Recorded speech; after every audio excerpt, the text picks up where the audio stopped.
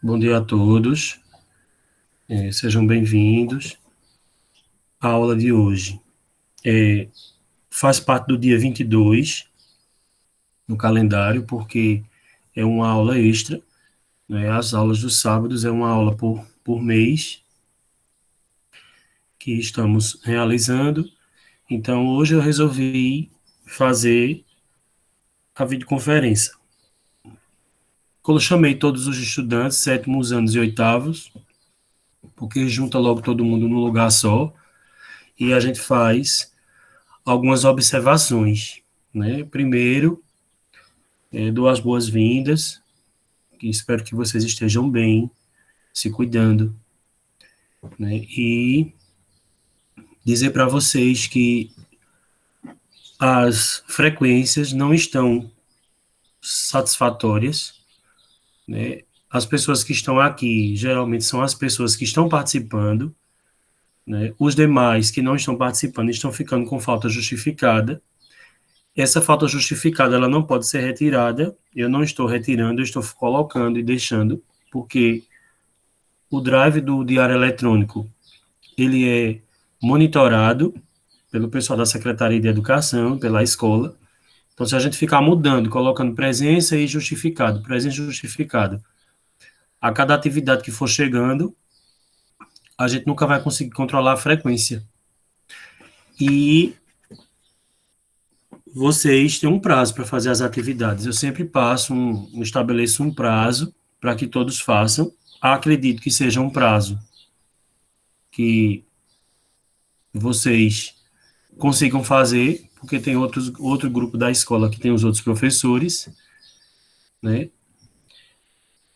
Fui exigido que fizesse lives, e eu sempre digo, existem 5 pessoas aqui, né? 6 pessoas comigo, e se eu fosse fazer, seria sempre essa quantidade, porque mesmo durante a semana as pessoas não entram para as conferências. Quando entram, são 3, 4 de cada turma, e isso não é suficiente. Então, eu prefiro gravar os vídeos e enviar para os grupos que vocês assistam, ou que mandar links para vocês irem assistindo às aulas e fazendo as atividades depois, porque não é viável colocar apenas 2 estudantes numa turma que tem 30. Então, eu vou ter que dar aula 2 vezes. Então, é melhor que seja feita uma coisa só, para que abranja todo mundo de uma vez, e aí vocês vão fazendo as atividades. As pessoas que estão aqui são as pessoas que estão participando, né, das atividades, né, que estão fazendo no e-mail institucional, que é algo que eu vou falar também sobre isso, né. O e-mail institucional foi a ferramenta que foi criada para que vocês realizem as atividades e entrem em contato com o professor através do Google Sala de Aula e também do e-mail.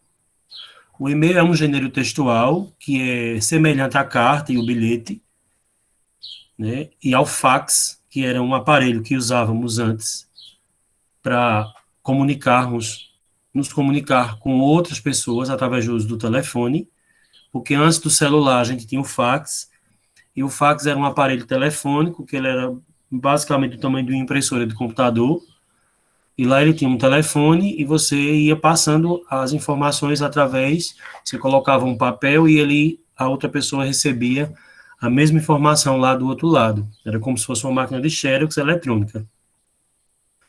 E depois o avanço tecnológico foi fazendo com que o e-mail fosse tomando conta desse aparelho, que ele fosse ficando de lado, e aí o e-mail ele toma conta desse momento. Então, por que foi que a Secretaria de Educação criou esses e-mails institucionais? Para que tenham mais uma segurança e que vocês possam ficar mais seguros no que estão enviando, porque todos os e-mails são monitorados, né? Todos os e-mails que vocês têm, e que o meu também que eu estou gravando essa aula por ele, é monitorado, né? E a secretaria tem informações, até por conta de questões de hacker, questões de pessoas que vão entrando e vão, né, colocando vírus na rede. Então, é uma segurança, é preciso que vocês usem essa ferramenta para o estudo, e para passar as atividades para o professor. Eu sempre mostro, né, o e-mail institucional para todo mundo, porque o e-mail institucional é uma ferramenta importantíssima, né? Eu estou deixando essa aula gravada porque exatamente eu vou repassar ela para os demais que não estão, né? E também a frequência vai ser repassada para a coordenação, porque é preciso que a coordenação saiba quantos estudantes tem hoje, para que tenhamos a certeza. Então, eu peço que vocês coloquem aí no chat o nome de vocês completo e a série, para vocês ficarem mais acobertados do que está acontecendo aqui. Né? Vamos aqui tentar ver eu vou passar para vocês aqui como é que funciona esse e-mail institucional, né? E aí vocês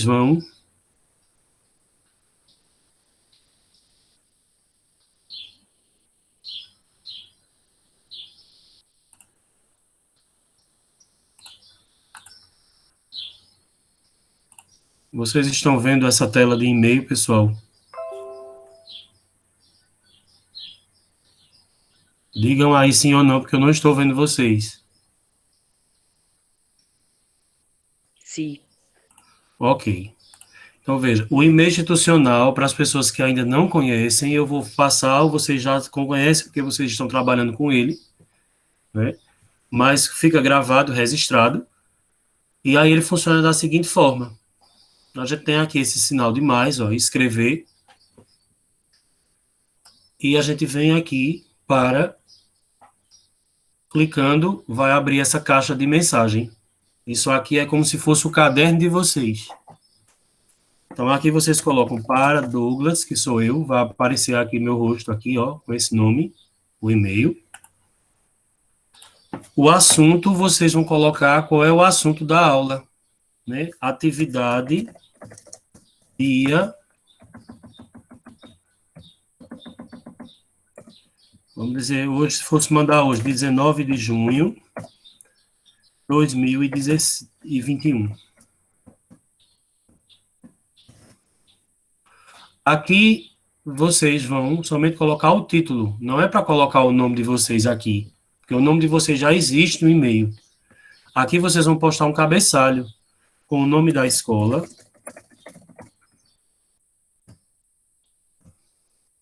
nome completo, como tem lá, série, turma e o professor. Por que eu peço a colocar isso aqui? Porque facilita na hora que eu for corrigir e na hora que eu for colocar lá as frequências. Porque cada e-mail que eu abro é um aluno diferente. É como se eu estivesse pegando o caderno de vocês e olhando na sala. Só que aqui é virtual. Então, não se deve colocar nenhuma atividade aqui nesse campo, né, onde tem aqui o cursor passando em cima, ó. Nada se coloca aqui. Se coloca tudo nesse espaço que está aqui, tá? Então, depois disso, envia e já vai diretamente para mim, tá vendo? Tá aqui, né? Como essa atividade não é uma atividade de vocês, então eu vou apagar daqui. Se você, por acaso, errar, você pode apagar a atividade e fazer de novo. Mas o importante é que vocês estejam fazendo as atividades, né, de forma direta. Vocês podem usar o caderno de vocês, tá? Para fazer também essa atividade. Porque vocês depois só é copiar aqui no e-mail. Então, é dessa forma que a gente faz as atividades dos professores. Eu exijo dessa forma, porque se for ficar mandando fotografias de cadernos, os celulares da gente não vão suportar a quantidade de fotos. Fotos e vídeos no celular, eles acumulam kbytes. E lá na frente a gente vai começar a ficar com o celular lento, porque vai acumulando lixo eletrônico dentro do celular e ele vai ficando cada vez mais, né, congestionado, né? E aí chega uma hora que o celular não vai suportar, principalmente alguns celulares que não têm a potência muito alta. Então, eu peço que não se envie foto de caderno. Se você quiser mandar uma foto do seu caderno, você pode até mandar para o e-mail institucional.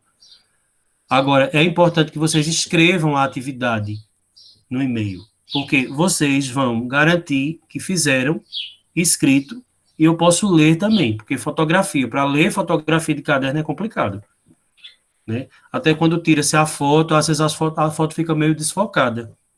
E aí a vista do professor não vai aguentar muito tempo, né? Todo mundo mandando foto de caderno, o celular cheio de foto, né? Por isso que deixei assim já definido esse e-mail. Foi perguntado aqui, né, sobre o e-mail. Matheus perguntou, professor, o e-mail e o Gmail é a mesma coisa? Isso. O Gmail é o e-mail institucional. O Gmail é a caixa de mensagem, né, que é condicionada ao Google.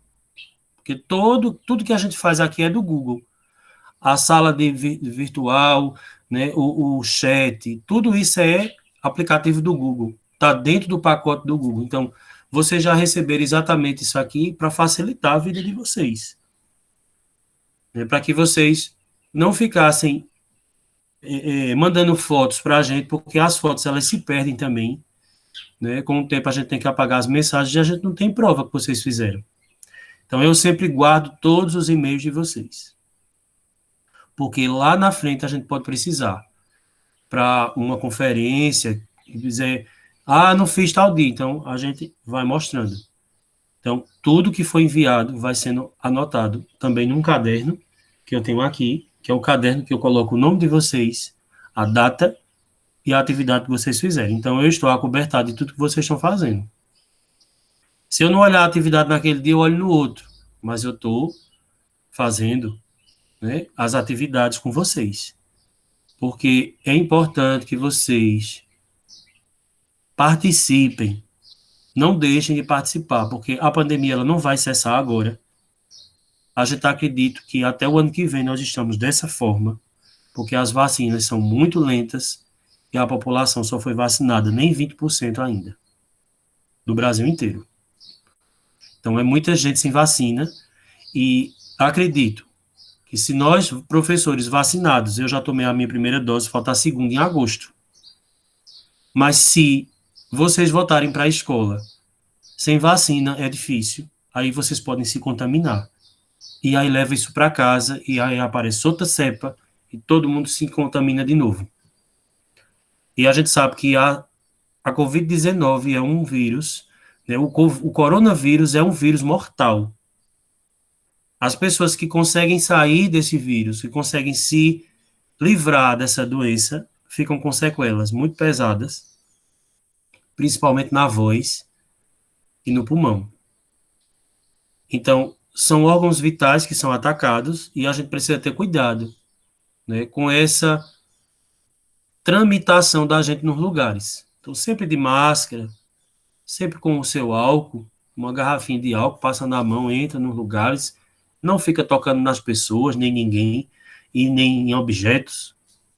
É simples o cuidado. Agora, evitem estar na rua, porque a rua também tem muita bactéria, tem muita doença. Então, pessoas que já têm problemas de saúde, né, principalmente problemas respiratórios, como eu, que tenho asma, né, só que a minha é controlada, a gente tem mais risco de pegar. Então, se pegar é perigoso. Né, problemas alérgicos, problemas de rinite, problemas de, né, respiratórios, no modo geral, sinusite, faringite. Então, são coisas que afetam o sistema respiratório. Então, tenham muito cuidado com esse contágio da doença, né? A gente pode ir se cuidando aos pouquinhos, né, dentro da nossa possibilidade, né? E a gente vai. Agora, peço a vocês que não percam esse contato com o e-mail e nem com o WhatsApp do professor, perguntando, tirando dúvidas, falando comigo no privado, falando comigo no grupo também. O grupo está aberto, né? Alguns dias atrás, algumas semanas atrás, eu fechei o grupo, porque algumas pessoas estavam postando coisas que não eram de interesse do grupo, porque o grupo é de estudo. O grupo não é uma sala de bate-papo, né? Para ficar trocando ideias pessoais. O grupo é para estudo, perguntas, dúvidas, respostas do professor, o aluno, porque senão as conversas vão ficando dispersando as informações e vocês ficam sem entender depois o que é que está acontecendo. Então, para evitar esse tipo de situação, muitas vezes eu peço para vocês falarem comigo no privado, porque é mais fácil para comunicar a pergunta, a resposta, a dúvida fica mais particular, porque tem gente que não tem coragem de perguntar no grupo. Então, a gente já abre essa exceção, né? Algumas pessoas que não sabiam mexer no e-mail institucional, eu pedi para que postassem no seu próprio WhatsApp privado a atividade, as respostas, mas aí eu vou ter que olhar um por um e dar mais trabalho para mim também. Então, o que vocês puderem colocar nesse WhatsApp, aliás, nesse e-mail institucional, vocês vão ter que colocar, porque fica mais fácil, fica mais acessível para todo mundo. Né? Vocês precisam entender que nós estamos dentro de um processo remoto, né? Que estamos com dificuldades de aprendizagem, né? Vocês estão com dificuldades e é preciso essas dificuldades serem sanadas. Né? Vocês precisam exatamente a assistência e nós precisamos dar assistência a vocês todos os dias. Mesmo que eu não apareça, como estou aparecendo aqui agora, mas eu estou online. Então, sempre que vocês perguntarem naquele horário da tarde, que não é à noite nem de manhã, porque de manhã eu tenho atividades em outros locais, às vezes eu passo a atividade logo na parte da manhã, porque já vai facilitando. Mas isso aí não significa que vocês têm que perguntar aí logo de manhã. Deixem para o horário da tarde, porque no horário da tarde eu estou disponível mais para vocês. Porque nossas aulas são à tarde, não são manhã e noite. Né? Aí hoje, uma pessoa perguntou a mim, né? Está aqui na reunião. As lives são à tarde. Eu estou fazendo de manhã no sábado porque é um horário extra. Esse aqui é um horário diferenciado de estudo. É um complemento de aulas. Então, eu posso fazer minha aula de manhã, né? Poderia fazer à tarde também, mas eu acho melhor de manhã porque à tarde fica todo mundo livre para outras atividades. Então, até o pessoal que estuda na EJA de noite também está fazendo de dia. Então, né? Não fica muito viável entrar no sábado à noite para conversar numa live para dar aula não poder fazer de dia. Então a gente precisa entender que nós temos compromisso. Os cadernos de vocês, o material didático que vocês receberam da escola, que ainda deve existir algo, né? Vocês ainda devem ter alguma coisa em casa, vão utilizando, vão fazendo os exercícios por eles, vão rascunhando, peguem esses vídeos que são enviados para vocês e vão anotando as dificuldades, anotando as perguntas lá no caderno, para depois perguntar a mim, porque tudo tem que ser anotado para depois não ser esquecido. Né? É muito importante a gente ter esse contato, né? É importante a gente estar conectado, né? Para que depois a gente não fique desacobertado. Né? E só tem uma estudante aqui do sétimo ano B. Tem mais alguém do sétimo ano aqui? Fora Yasmin. Eu sou do sétimo C, professor. Ok, Eu sou do sétimo C também, professor. pronto. José Henrique, Caio e Yasmin são do sétimo ano, né, que é arte. Os demais são do oitavo. Então, eu vou falar agora com o pessoal do oitavo. Vocês fiquem aí aguardando, não saiam da sala, né? Porque eu vou passar o conteúdo do oitavo ano e quando eu terminar esse conteúdo todinho, aí vocês que são do oitavo podem sair e depois fica só o sétimo. Mas não sai ninguém da sala, porque senão depois pode ser que fique ruim de entrar por causa da internet, tá? Porque a gente precisa, eu preciso passar o conteúdo do link que foi dessa semana. Sétimo ano foi samba, o vídeo sobre samba, e o oitavo foi tipos de sujeito. Né? São os dois conteúdos que foram colocados esses dias, né? Acho que quinta-feira foi postado para vocês. E aí eu preciso falar sobre esse assunto. Então não saia ninguém da sala, que o assunto interessa a todos também. Então tá aqui, deixe-me eu espelhar novamente.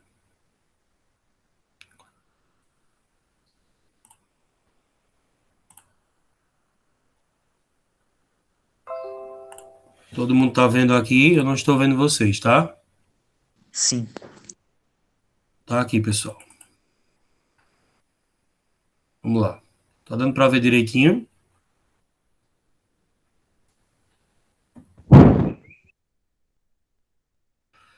Pessoal, tipos de sujeito. Primeiro a gente tem que saber que existem orações e frases, né? Quem já estudou lá no 7º ano sabe que existem orações e frases e palavras e textos e parágrafos no texto que a gente lê.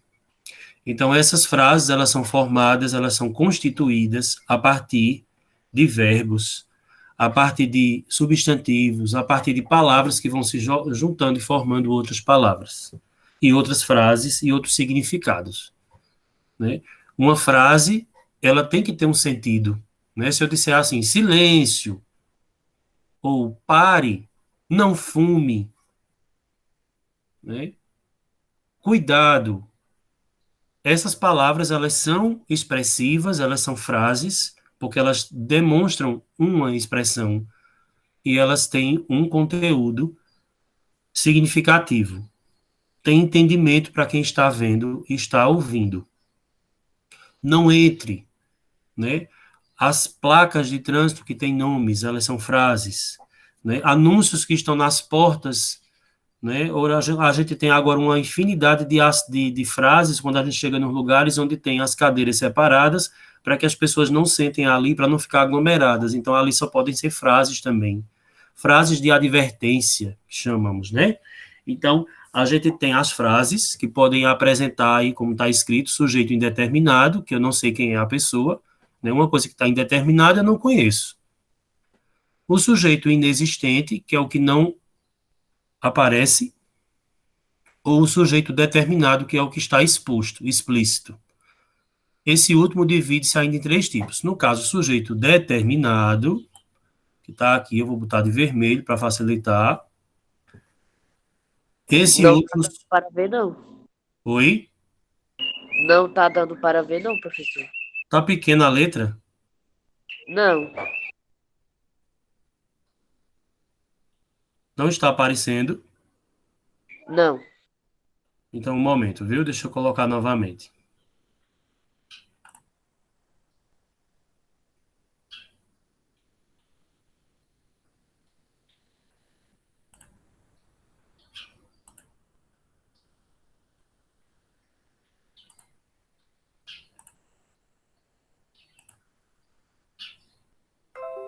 E agora? Agora tá. Todo mundo tá vendo, né? Que bom. Então, vamos aí. Aqui no início eu falei sobre os tipos de sujeito, tá? O que eu falei está escrito aqui, só que eu explanei melhor. Então, eu dividi aqui, ó, o sujeito determinado. Vou aumentar um pouquinho a letra para vocês ficarem mais focados aqui. É aquele sujeito que está aparecendo, que está explícito, que todo mundo está vendo. No caso, eu digo, Maria está muito doente. O sujeito aí é Maria, então esse sujeito é determinado. Ele é um sujeito simples, porque ele só tem um núcleo. Esse núcleo é a palavra Maria, que é o próprio sujeito. É a palavra principal do sujeito, vamos dizer assim, né? Porque o núcleo sempre é a coisa principal. Se a gente for estudar lá em ciência, a gente estuda célula, não é isso? Então, a célula tem um núcleo. O núcleo da célula é onde está a substância, né? Onde está a parte, né? A proteína da célula está toda dentro do núcleo. No caso, o DNA da célula, né? Então, o núcleo é a parte principal da célula, assim como o núcleo do sujeito é a parte principal do sujeito, que a gente vai ver lá na frente. Então, a gente tem aqui o sujeito simples, sujeito composto e sujeito oculto. Ok? Tá aqui. O sujeito simples, quando o verbo principal de uma frase faz referência a um sujeito de núcleo único, temos um sujeito simples, foi o que eu disse agora, só existe um núcleo porque só tem um sujeito. Se tiver mais de um sujeito, ele vai ser mais simples, ele vai ser composto, porque tem mais de um. Então, aqui a gente tem 2 exemplos bem importantes, tá? Paulo comprou uma bicicleta e os meninos estão brincando no quintal. Vamos lá para esses exemplos aqui.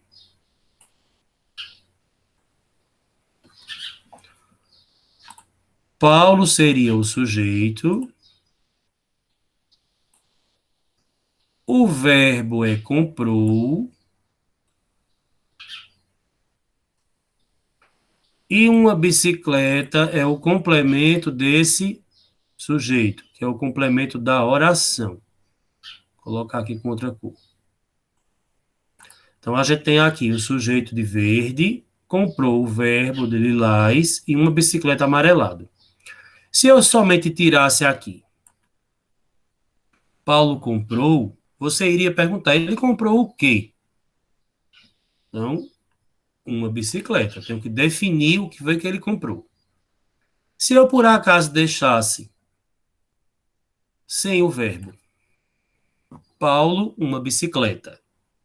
Então, Paulo, uma bicicleta, não tem o verbo. Aí ele perguntaria, alguém perguntaria, está sem sentido, o que é que está faltando? O verbo.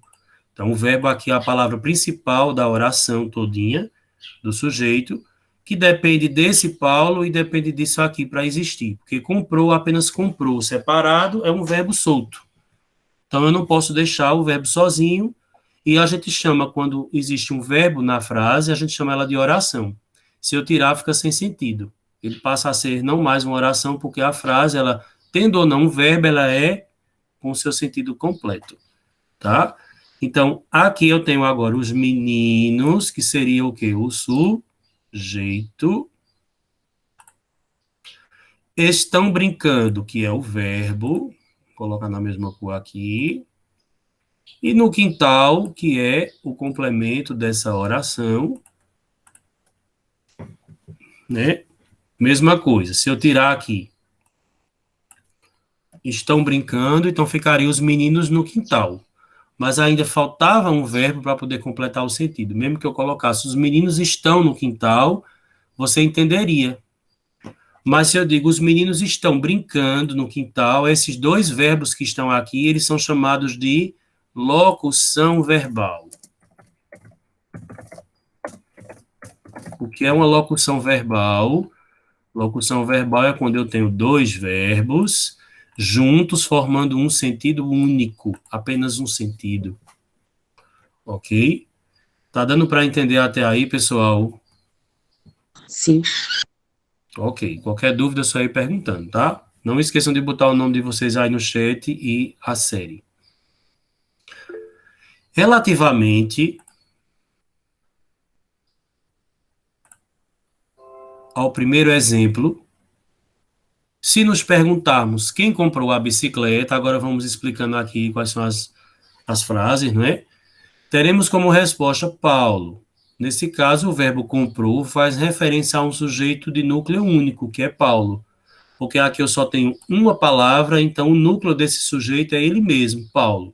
Agora, se eu botasse assim, o Paulo, né? O pessoal do sul do país costuma sempre colocar o artigo na frente do nome, né? A Maria, o Paulo, o José, tá? Então seria um exemplo aqui. Se fosse o Paulo comprou uma bicicleta, então a palavra Paulo continuaria sendo o núcleo do sujeito e esse o aqui era o artigo definido que estava na frente do sujeito.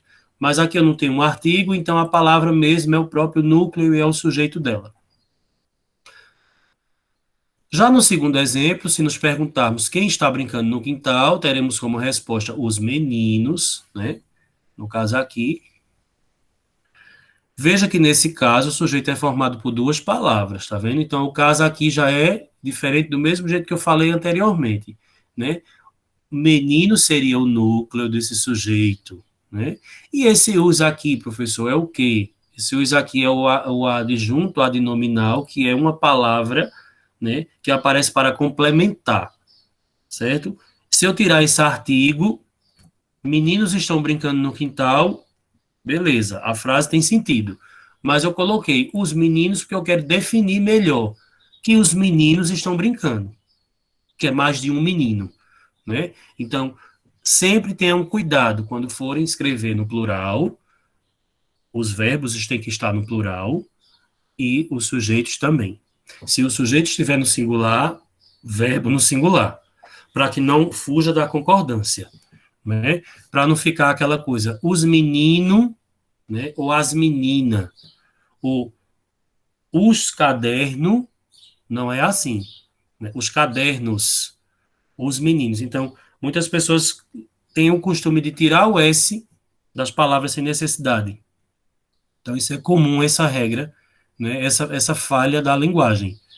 Tirar esses S, tirar isso aí para poder, né, facilitar, ou com mesmo com preguiça de falar, mas isso é um vício da linguagem. Então, vamos agora para o sujeito composto. Falamos do simples, que só tem um núcleo, agora o composto, que faz referência a dois ou mais núcleos. Tá aqui. Temos o sujeito composto. Estou travando aqui para ficar melhor. É importante referir que um sujeito composto não necessariamente é um vocábulo no plural. Vocábulo é uma palavra, tá? Essa palavrinha aqui significa que é uma palavra do dicionário, chama-se vocábulo. Então, aqui a gente tem dois exemplos de sujeito composto. Camila e Lorena fizeram doces na festa. Vou aumentar aqui para a gente facilitar. Camila e Lorena são os sujeitos.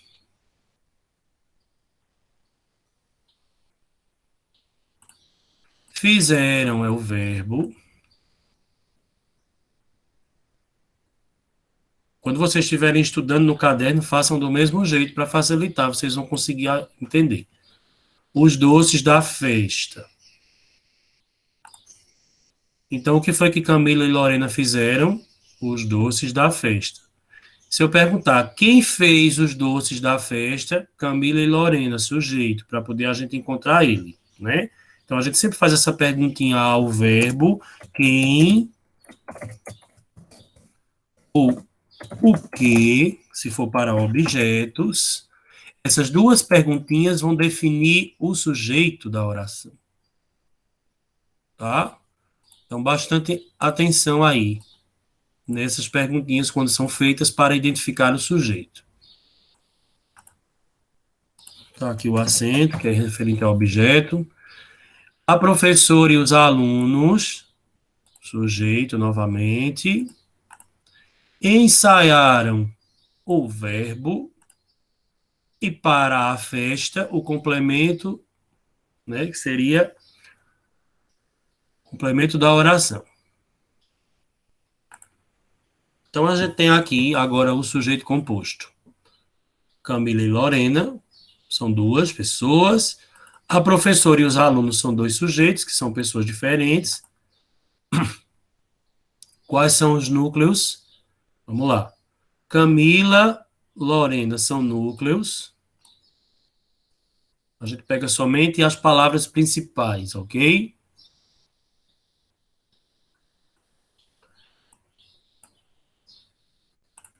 E aqui, professora e alunos, núcleo. Aí alguém pergunta, e esses aí que estão lilás? O que é que a gente diz? São os adjuntos. São os complementos dos sujeitos. São as palavras que são denominadas artigos, definidos e indefinidos. O i, né, que no caso aqui é a letra E, que seria a partícula de acréscimo, que a gente chama, porque eu estou colocando aqui duas pessoas, tá? Então, a gente vai vendo isso aí também, ok? Então, agora para a explicação aqui melhor. No primeiro exemplo, se nos perguntarmos quem fez os doces, teremos como núcleo, né, a resposta Camila e Lorena, que são os núcleos, tá vendo? O mesmo acontece com o segundo exemplo, quando nos perguntamos quem ensaiou para a festa da escola, teremos como resposta a professora e os alunos, né, núcleo 1, professora 2, núcleo, alunos. Então, duas pessoas, né, dois sujeitos, dois núcleos. Quanto mais núcleo tiver, mais sujeitos teremos. Se tiver 10 sujeitos, teremos 10 núcleos. E cada sujeito desse aí corresponde, não é, a um sujeito principal, que é o sujeito determinado, que a gente chama. Então, vamos ver aqui, ó. Os netos, né, essa frase aqui como diferencial, os netos presentearam a avó, né? Alguém pode dizer assim, Mas esses netos aqui, né, não está correspondendo a mais de uma pessoa, mas aí eu estou falando no sentido globalizado, quer dizer, um grupo de pessoas. Então, os netos, pode ser 50 netos, está correspondendo a apenas um sujeito, né? Porque o sujeito aí está no plural, né? A palavra está no plural, mas eu estou somente um sujeito, eu estou me referindo só a apenas um grupo, que é os netos. É aquela mesma coisa de eu dizer assim, né? Nós somos, né? Nós, várias pessoas. E algumas pessoas ainda têm esse costume de dizer a gente somos. A gente somos está gramaticalmente errado, incorreto falar, né? Porque a gente é uma quantidade, né? A gente é. Então refere-se a um grupo de pessoas. Então, esse sujeito, a gente, né, ficaria correspondendo ao verbo é, porque está correspondendo apenas a um grupo. Está falando no sentido geral, né? Então, a mesma coisa aqui é os netos. Tem vários netos, mas o sujeito é um apenas correspondendo a netos, que é aqui como está falando. Como o sujeito tem um núcleo só, netos, temos no caso o sujeito simples. Tá vendo? Mesmo estando no plural. Até aí compreendido? Sim. Maravilha. Sujeito oculto ou sujeito desinencial. Pessoal, tudo que é oculto é escondido, né? É indefinido. Eu não sei o que é. Uma coisa oculta é algo que está a ser desvendado, né? Algo que está para eu descobrir. Então, a gente tem as denominações de sujeito oculto, que pode ser desinencial, porque depende da terminação do verbo. Essa parte aqui é mais detalhada, a gente precisa ter mais atenção. Também designado de sujeito elíptico, ou sujeito implícito, ou sujeito subentendido. É mais fácil eu dizer sujeito oculto. Mais fácil de ser compreendido. Isso aqui são as várias denominações, tá? Também esse aqui. Porque são vários nomes, mas significam a mesma coisa. O sujeito oculto ou desinencial é aquele que não aparece na frase de forma explícita. Quer dizer, não está aparecendo para a gente de uma vez só, né? Eu sei que ele existe, mas ele não aparece realmente ali para eu ver. Podemos dizer que sabemos que ele está ali, mas não conseguimos vê-lo. Complementando aí. No entanto, podemos identificá-lo por conta da desinência do verbo. O que é a desinência? A terminação, né?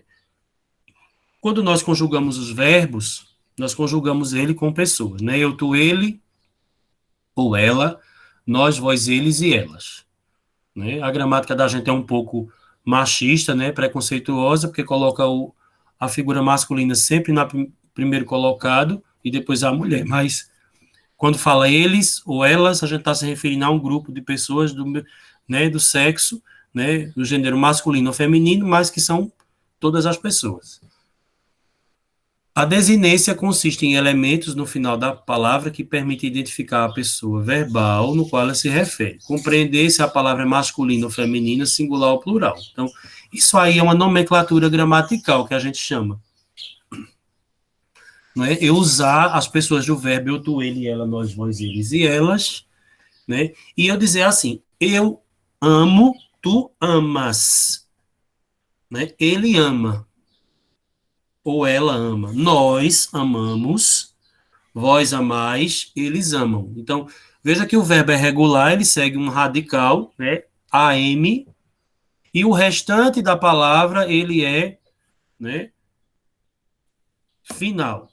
A desinência. Vamos colocar aqui para facilitar, tá? Eu amo, tu amas, ele ou ela ama.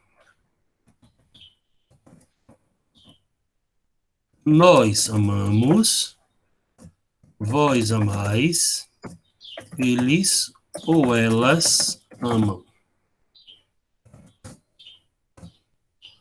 Aqui. Esse AM aqui, vamos dizer, considerar ele como radical. O que é o radical? É a raiz do verbo. Veja que ele é igual, tá? Porque o verbo é regular, ele é da primeira conjugação. Então, veja que está igual aqui em todos eles, que eu separei. E esse finalzinho aqui, a gente chama de desinência, que é a terminação da palavra. E ele é que vai definir se o verbo está no singular ou no plural. Porque a língua portuguesa ela tem N regras, uma infinidade de regras, mas elas têm exceções também. Então, muitas vezes significa que as pessoas não compreendem muito bem, porque ela tem as exceções. A regra é isso, isso e isso, com exceção disso. Então, mas aqui a gente tem uma conjugação verbal de um verbo regular da primeira pessoa, né, o verbo amar, para vocês verem aí que existem essas diferenças na palavra, são as desinências. Então, a gente vai definir essa desinência verbal a partir dessa terminação do verbo, ok?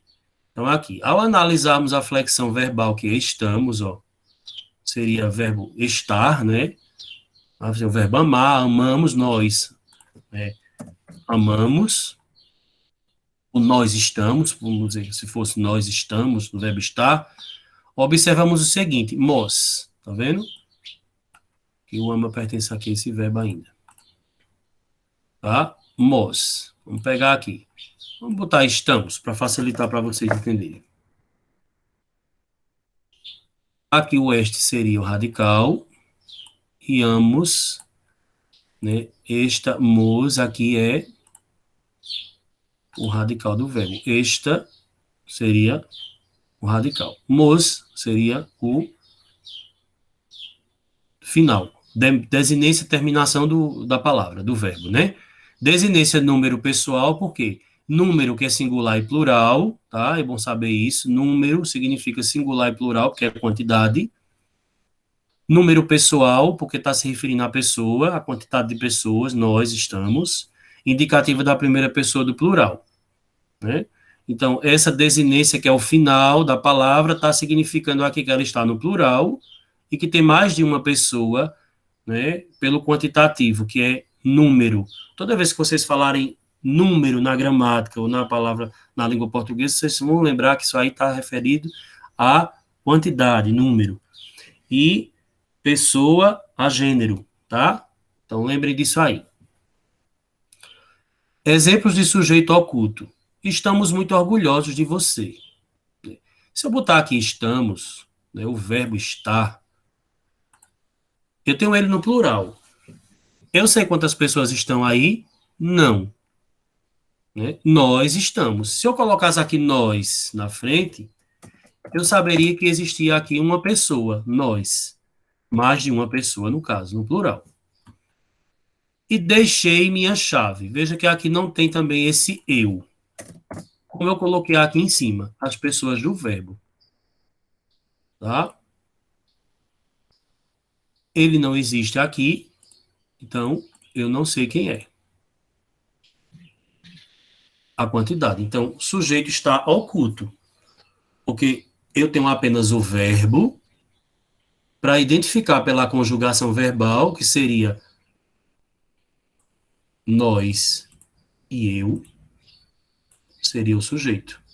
Se eles aparecessem aqui, o sujeito seria determinado. Como eles não aparecem, o sujeito é oculto. Em ambos os exemplos, o que nos indica qual é o sujeito é a desinência da flexão verbal. No primeiro exemplo, o verbo estamos nos indica que o sujeito não pode ser nós. Já no segundo exemplo, o verbo deixei é indicativo de que o sujeito da frase é eu.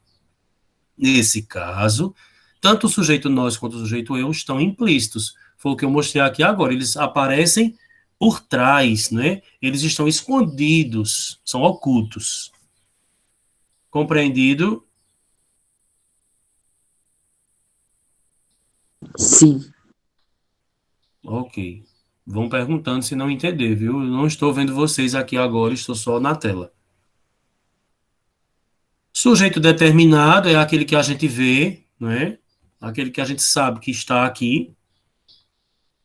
né? E o sujeito que é indeterminado é o que não podemos. Então, só para relembrar aqui, ele repetiu aqui, ó, o conteúdo, né? Sujeito determinado é aquele que pode ser identificado, tem 2 exemplos aqui, tá? Um com determinado e outro com indeterminado. Ó, Rita é determinado porque ela aparece. Disseram que vai chover, indeterminado. É a mesma coisa de eu dizer assim, falaram tanto de você ontem, né? Olha, tem alguém falando de você. Aí alguém pergunta assim, quem foi? Eu não sei, eu não posso dizer quem é. É um segredo. Aí quer dizer, esse sujeito é indeterminado, né? Eu não sei quem é. Então, para mim, isso aí pode ser uma mentira. Porque falaram, eu não sei quem foi. Então, eu posso considerar isso sendo uma mentira. Mas é um sujeito indeterminado, porque eu não sei quem falou. Observe no primeiro exemplo que podemos identificar o sujeito Rita, né?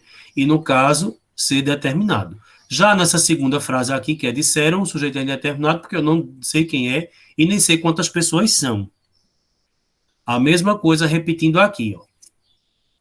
Sujeito indeterminado é aquele que faz referência a alguém, mas não o identifica. Esse tipo de sujeito geralmente é acompanhado de verbos flexionados na terceira pessoa do plural ou de verbos flexionados na terceira pessoa do singular, acompanhados da partícula se. Exemplos de sujeito indeterminado.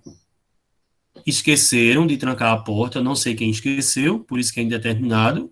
E precisa-se de vendedores. Esse se aqui, a gente chama partícula, né, da terceira pessoa, que flexiona, que é no plural, tá? Então, aqui, ó, o se, que é um pronome oblíquo, que está colocado aqui, junto deste verbo, para identificar, né? Isso aqui é uma regra gramatical, pessoal, que a gente exige mais um pouco de estudo, mas eu estou mostrando aqui a vocês, para que vocês entendam, né? Esse si que ele fala aqui, que é partícula, tá vendo? Partícula si, é uma partícula, né, que indetermina o sujeito, vamos dizer assim, tá? Partícula indeterminante. Observe que no primeiro exemplo sabemos que alguém esqueceu de trancar a porta, mas não exatamente quem. Já na segunda frase, identificamos que alguém ou algum lugar precisa de vendedores, mas não compreendemos quem ou que lugar. Sujeito inexistente, que é a oração sem sujeito, né? Nós temos aqui esse último agora para a gente terminar a parte de língua portuguesa e eu vou ficar com o pessoal de arte para falar sobre o samba. Sujeito inexistente, oração sem sujeito, né? O sujeito inexistente é o que realmente não existe, né? Aí algumas pessoas dizem assim, mas o sujeito não é determinado, como é que ele não existe? Isso é uma regra gramatical bem complexa, né? Que se a gente for estudar aqui agora, a gente vai passar várias horas estudando e não vai compreender muito bem. Por quê? Porque existem regras gramaticais que são determinadas pela gramática. E a gente vai adaptando elas ao nosso conhecimento, né? E a gente vai tentando compreender que elas existem dentro das orações, porque as orações são muitas, as frases são imensas, né? Inúmeras quantidades, e a gente tem que ir vendo cada coisa no seu momento certo. Então, aqui o sujeito inexistente ocorre no que chamamos de oração sem sujeito e é acompanhado por um verbo impessoal. O que é um verbo impessoal? É aquele verbo que não existe com pessoas do verbo. No caso, eu, tu, ele, nós, vós, eles e elas. Se eu disser chovia muito, o verbo é chover, mas eu não posso fazer chover, né? Eu não tenho essa propriedade de fazer chover. Existem coisas na natureza que a gente não tem domínio, né? A gente não tem domínio sobre as naturezas, as forças da natureza. Então, os verbos impessoais, eles estão ligados aos fenômenos da natureza, como está aqui dizendo. Está aqui maior para vocês terem uma visualização melhor. Tá vendo? Verbo chover, nevar, fazer frio, fazer calor, etc. São fenômenos. Então, esses verbos, eles são considerados impessoais, porque não sou eu quem pratico a ação, e sim a natureza. Tempo decorrido, ser, fazer, etc. Né? Então, se eu digo aqui, nevou o dia todo, eu tenho essa frase com um sujeito inexistente, porque neva, ninguém pode fazer nevar. Faz 3 anos que estudo nesta escola. O verbo fazer no sentido de existir.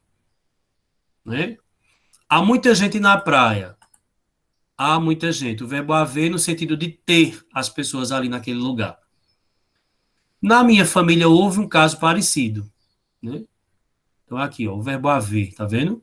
No sentido de existir, tá? Então a gente tem que observar os verbos. Se a gente não conseguir identificar os verbos, vai ficar difícil de identificar os sujeitos, porque os verbos eles são as palavras principais das orações. Eles é quem vão dar a vida a essas orações, né? E aí a gente vê aqui, né? E eu paro aqui um pouquinho. Vocês que estão aí do 8º ano, conseguiram identificar bem o que foi falado?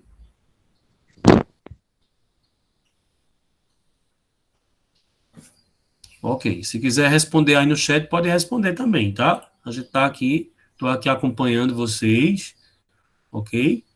E não esqueçam de colocar o nome de vocês aí nesse chat, né? Porque é importante para a frequência, viu, pessoal? Não esqueçam. Então, o pessoal do 8º ano, se quiser continuar, eu vou falar sobre agora a parte de arte, que é com os 3 estudantes, samba, né? Eu vou falar agora sobre o samba, né? A história do samba, né? Vocês precisam desse conteúdo, eu coloquei lá um vídeo no grupo, né? O vídeo da aula em casa, né? E agora tem aqui o conteúdo que eu vou postar ele também lá no grupo, para que vocês saibam. O samba é um ritmo originário, né? Do batuque, né? O samba, ele está ligado aqui. Tá dando para ver? Isso. O samba é uma dança, um gênero musical, tá? Vamos aqui. Considerado um dos elementos mais representativos da cultura popular.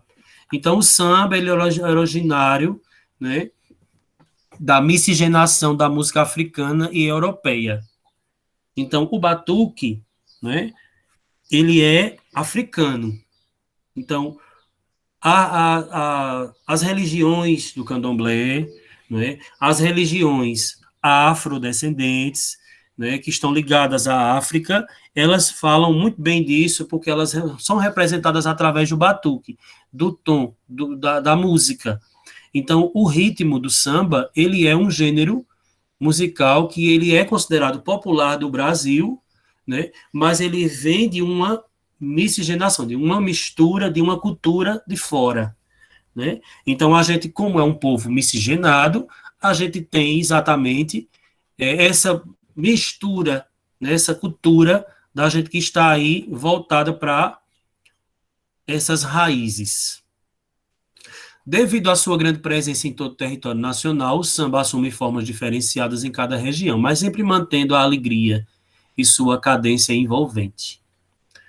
A origem do samba, né? Eu vou falar aqui algumas coisas, né? E depois vou passar o conteúdo para vocês, porque o conteúdo é bem extenso. Eu quero que vocês deem uma lida também, assistam o vídeo, quem ainda não assistiu, né? E também colocar, né, lá no grupo as perguntas, né, as dúvidas que vocês possam ter, né? Então, aqui a origem do samba. O samba foi criado no Brasil e sua origem são os batuques trazidos pelos negros escravizados, misturados aos ritmos europeus, como a polca, a valsa, a mazurca, o minueto, entre outros. Inicialmente, as festas de danças dos negros escravos na Bahia eram chamadas de samba. Os estudiosos apontam o Recôncavo Baiano, que é um local da Bahia, né, como berço do samba, especialmente o costume de dançar, cantar e tocar instrumentos em roda. Então, os baianos, eles têm essa cultura do samba de roda, né? Aqui a gente tem uma representação gráfica, né, de seriam esses escravos dançando, né? Então, a Bahia, ela é um local do Brasil onde tem muita origem africana, né? Tem muita gente lá que é descendente de africano, né, de famílias, né, que vêm da África. Então, a cultura também ela vem para somar, né? Então, a gente tem aí o samba de roda, né, o movimento do corpo, tá? Como um ritmo. Esse ritmo que vem do negro, né? Do homem escravo que foi escravizado aqui nesse país, né? Então, aqui, após a abolição da escravidão, que é 1888, na instituição da República em 1889, muitos negros se dirigiam à então capital da República, o Rio de Janeiro, em busca de trabalho, né? Vale lembrar que o processo de escravidão, ele não acabou, viu? A gente ainda continua, né, com o processo de escravidão no Brasil, até porque nós somos um povo que somos descendentes de negros, né? Somos descendentes, né? Somos miscigenados e a gente não pode negar essa nossa raça. A gente não pode negar essa cultura, né?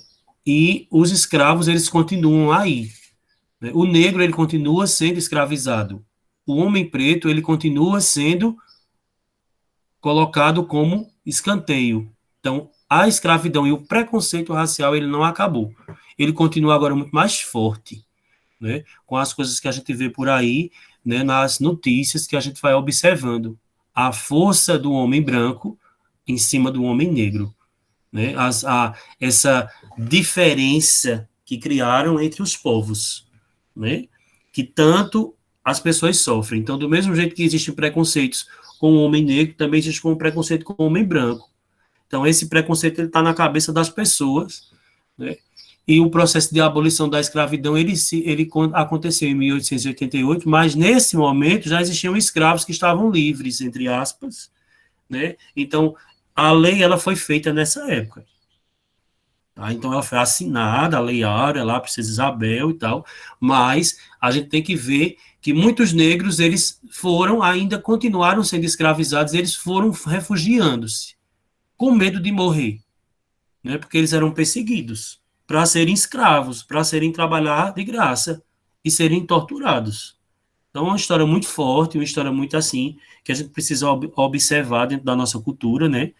Eu estou trazendo aqui o samba, que é um ritmo, né, de dança que está ligado a esse povo, né? Está ligado a essa cultura, tá? Então, é bom saber também, na parte histórica, que existe isso aí. Porém, qualquer manifestação cultural africana era vista como desconfiança, tá? E criminalizada, tá vendo? Como capoeira e candomblé. Então, essas duas, né, essas manifestações culturais, elas sempre foram vistas como, né, aos olhos de algumas pessoas, como ridículas, né?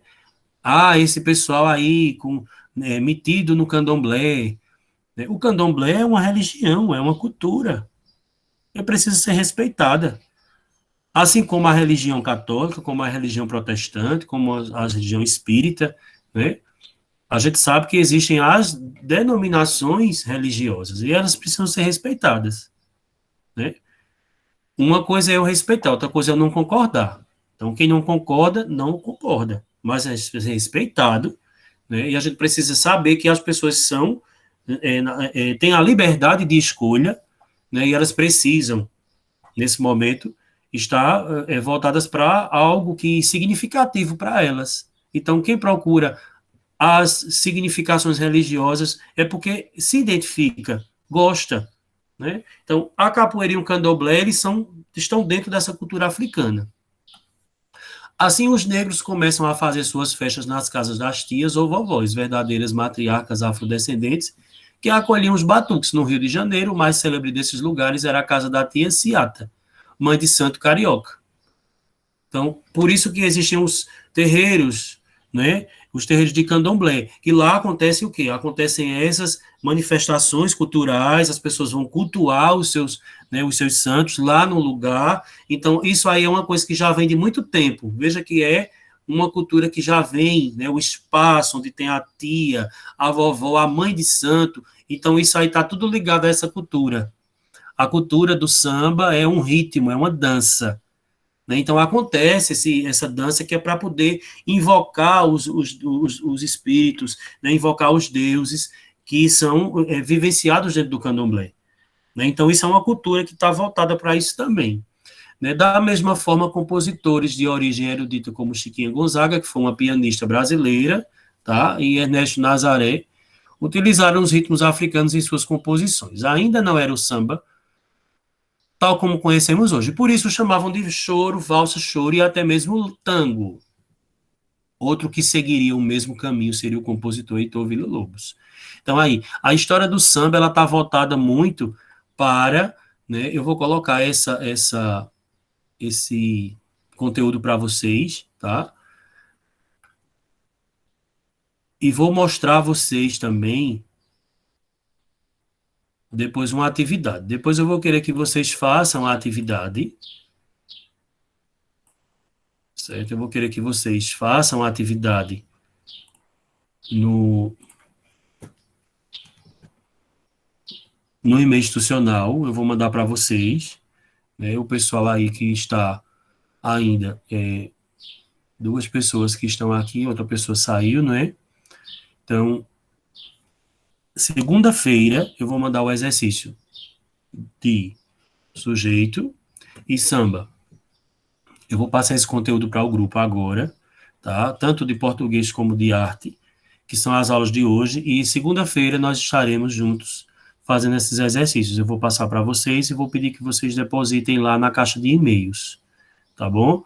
Alguém quer perguntar alguma coisa, tem alguma dúvida ainda sobre o e-mail institucional, sobre a aula?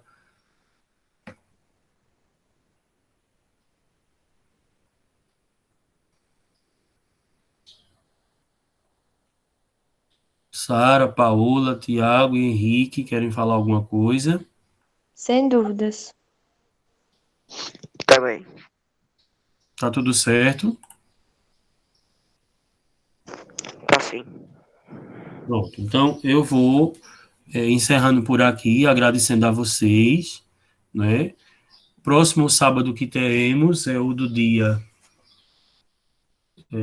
3 de julho, eu acho, está aqui, né? E vai sendo avisado e a gente vai se comunicando. Se por um acaso na semana tiver como fazermos também alguma conferência, faremos. Mas vamos ver a necessidade, vamos ver como é a aceitação, porque, como já disse, poucos entram, né? E desde ontem que eu venho avisando que hoje teria esse momento, então muitos não entraram. Então, a gente vai deixar aqui a aula gravada, eu vou colocar lá no grupo, certo? Para que vocês acessem novamente, assistam e os demais também, ok? Então, obrigado, tenham um bom dia e a gente vai se encontrando. Tchau. Tchauzinho.